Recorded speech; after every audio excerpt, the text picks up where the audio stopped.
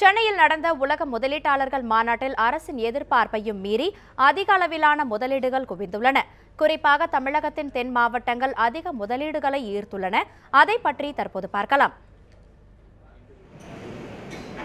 கடந்த வாரம் சென்னையில் நடந்த உலக முதலீட்டாளர்கள் மாநாட்டில் உறுதி செய்யப்பட்டுள்ள முதலீடுகளில் தமிழகத்தின் தென்கோடியில் உள்ள தூத்துக்குடி மாவட்டம் முதலிடம் வகிக்கிறது. எரிசக்தி துறை, பெட்ரோ கெமிக்கல் ஆலை என பலதரப்பட்ட துறைகளைச் சேர்ந்த நிறுவனங்கள் ரூபாய் 68,120 கோடிக்கு தூத்துக்குடி மாவட்டத்தில் முதலீடு செய்ய உறுதி அளித்துள்ளன. இதில் 12,600 கோடி ரூபாயில் அமைக்கப்படும் திரவ இயற்கை வாயு எனப்படும் LNG ஆலை மற்றும் 30,000 கோடி ரூபாய் முதலீட்டில் அமைக்கப்படவிருக்கும் எண்ணெய் சுத்திகரிப்பு மற்றும் பெட்ரோ கெமிக்கல் ஆலை முக்கியமானதாகும். தென் மாவட்டத்தில் தான் தற்சமயம் நல்ல வசதிகள் இருந்து வருகிறது. தூத்துக்குடி பவர் ஹப் மட்டுமல்லாமல் ஒரு தொழிற்சாலை இண்டஸ்ட்ரியல் ஹப்பாகவும் மாற்றி வருவது மிகவும் பெருமைக்குரியதாக உள்ளது. இப்பொழுது 30,000 கோடியில் குவைத் சார்ந்த ஆயில் ரிஃபைனரி நிறுவனம் தூத்துக்குடியில் நிறுவ உள்ளார்கள். அதே போல் மலேசியாவிலிருந்து நேச்சுரல் கேஸ் அமைப்பதற்காகவும் இங்கே ஒப்பந்தமாகியுள்ளது. இதைத் தொடர்ந்து தூத்துக்குடியில் உள்ள பழைய நிறுவனங்களும் பழைய ஒப்பந்தங்களை உறுதி செய்திருக்கிறார்கள். தமிழகத்தில் எந்த பகுதிகளில் எவ்வளவு முதலீடுகள் செய்யப்படுகிறது என்பது பற்றி பார்க்கலாம். திருச்சியில் 2,927 கோடி ரூபாயும், செய்யாறில் 4,100 கோடி ரூபாயும், திருநெல்வேலியில் 275 கோடி ரூபாயும், தூத்துக்குடியில் 68,120 கோடி ரூபாயும், சேலத்தில் 1,123 கோடி ரூபாயும், முரகடத்தில் 3,000 கோடி ரூபாயும், கிருஷ்ணகிரியில் 4,756 கோடி ரூபாயும் முதலீடு செய்யப்படுகிறது. ஸ்ரீபெரும்புதூரில் 800 கோடி ரூபாயும், நாகப்பட்டினத்தில் 24,380 கோடி ரூபாயும், அரியலூரில் 600 கோடி ரூபாயும், சோழிங்கநல்லூரில் 1,050 கோடி ரூபாயும், திருப்பூரில் 496 கோடி ரூபாயும், விருதுநகரில் 151 கோடி ரூபாயும், ராமநாதபுரத்தில் 500 கோடி ரூபாயும் முதலீடு செய்ய உறுதியளிக்கப்பட்டுள்ளது. திருவண்ணாமலையில் 94 கோடி ரூபாயும், பொன்னேரியில் 100 கோடி ரூபாயும், கடலூரில் 35,200 கோடி ரூபாயும், அரக்கோணத்தில் 4,500 கோடி ரூபாயும், நிலக்கோட்டையில் 250 கோடி ரூபாயும், திண்டுக்கல்லில் 336 கோடி ரூபாயும் முதலீடு செய்யப்படுகிறது. அதேபோல் ஒசூரில் 350 கோடி ரூபாயும், கோயம்புத்தூரில் 856 கோடி ரூபாயும், கன்னியாகுமரியில் 150 கோடி ரூபாயும், விழுப்புரத்தில் 650 கோடி ரூபாயும், சென்னையில் 7,159 கோடி ரூபாயும், காஞ்சிபுரத்தில் 5,756 கோடி ரூபாயும் முதலீடு செய்யப்படுகிறது. தமிழகத்தின் பிற பகுதிகளில் 60,556 கோடி ரூபாய் முதலீடு செய்யப்படுகிறது. எதிர்பார்ப்பை மீறி குவிந்துள்ள முதலீடுகளால் தமிழ்நாடு அரசு மற்றும் ஆளும் அதிமுக தலைவர்கள் மற்றும் தொண்டர்கள் மத்தியில் ஒரு மிகப்பெரிய எழுச்சி காணப்படுகிறது.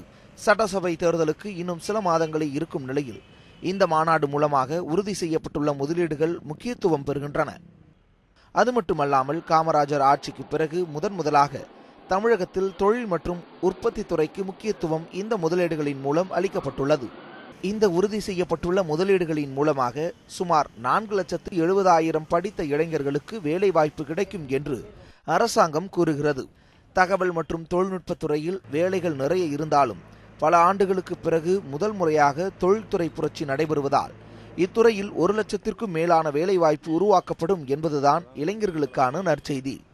தமிழகத்தில் எடுத்துக்கிட்டிங்கன்னா ஃபண்டமெண்டல்ஸ்னு சொல்கிறது, அதாவது அடிப்படையான சில அமைப்புகள் எப்பயுமே இருந்துக்கிட்டு இருக்குது.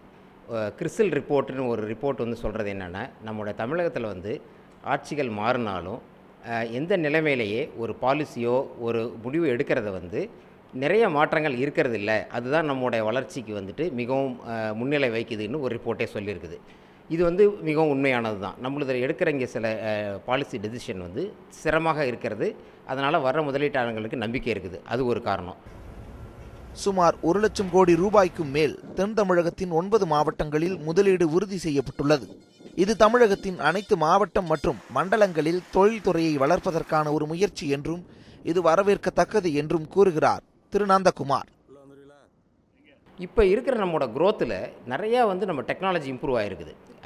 இன்ஃபர்மேஷன் டெக்னாலஜி ப்ளஸ் ஆல்சோ பீப்புளோட ரீச், கம்யூனிகேஷன், இதில் இருக்கிறதுல க்ரோத் ஒரு இடத்துல தான் இருக்குது. இல்லைங்கிறது இனிமேல் ரொம்ப நம்ம பார்க்க முடியாது. ஆனால் வந்து இதில் சதர்ன் டிஸ்ட்ரிக்ட்டுக்கு பண்ணணும் அப்படிங்கிறது வந்து என்னென்னா ஸ்ட்ராட்டஜிக்காக, அதாவது வந்து நமக்கு ஒரு ஒரு ஒரு முக்கியமான அந்த மும்பை தூத்துக்குடி அந்த காரிடார் ப்ளஸ் இங்கே மட்டும் இல்லாமல் இங்கே நம்ம தயாரிக்கிறது வந்து வெளிநாட்டுக்கும் போகிறதுக்கு வாய்ப்பு இருக்குதுங்கிறதுக்கு வந்து நிறைய இருக்குது. ஏன்னா தூத்துக்குடி துறைமுகம் மூலமாக வந்து நம்ம வந்து மற்ற நெய்பரிங் சவுத் ஈஸ்ட் ஏஷியன் கண்ட்ரிக்கு வந்து எக்ஸ்போர்ட் பண்ணலாம். அந்த வாய்ப்புகள்லாம் இருக்கிறதுனால அதுக்கு வந்து கொஞ்சம் முக்கியத்துவம் கொடுத்துருக்குறாங்க. அதனால் வந்து மற்ற செக்டர்ஸுக்கு வந்து வளராது, மற்ற டிஸ்ட்ரிக்ட் வளராதுங்கிறதுக்கு இல்லை.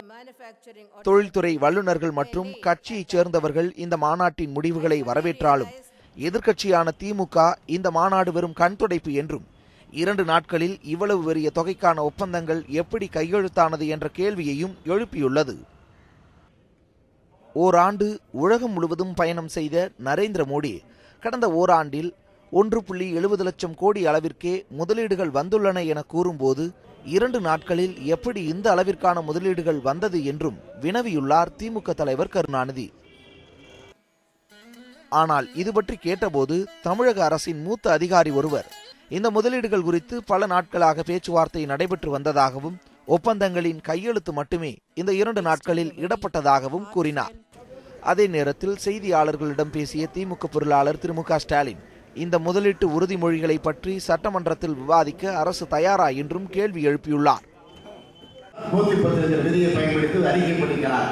ஆக அந்த விதியை பயன்படுத்தி அதே முதலமைச்சர் நேரடியா என்னென்ன தொழில்கள் வந்திருக்கிறது, யாரு கையெழுத்து போட்டிருக்கிறார்கள், MOU புரிந்துணர்வு ஒப்பந்தம் எவ்வளவு போட்டிருக்கோம், எவ்வளவு பேருக்கு வேலை கிடைக்கிறது, அதை வந்து சட்டமன்றத்தில் சொல்லக்கூடிய அந்த துணிச்சல் அம்மையார் ஜெயலலிதாவுக்கு, முதலமைச்சர் ஜெயலலிதாவுக்கு விட்டா தயவுசெய்து நீங்க சிந்திச்சு பாருங்க. எதிர்க்கட்சிகள் இந்த முதலீடுகளை பற்றி சந்தேகங்களை எழுப்பிக் கொண்டிருந்தாலும் இந்த மாநாட்டில் உறுதி செய்யப்பட்ட முதலீடுகள் மற்றும் வேலைவாய்ப்பு உறுதிமொழிகள் மக்களிடத்தில், குறிப்பாக இளைஞர்கள் மத்தியில் மிகப்பெரிய எதிர்பார்ப்பை ஏற்படுத்தியுள்ளது என்பதை மறுக்க முடியாது. தூத்துக்குடி செய்தியாளர் இசக்கி ராஜாவுடன் மதியழகன் மற்றும் சிவப்பிரியன், நியூஸ் 7 தமிழ்.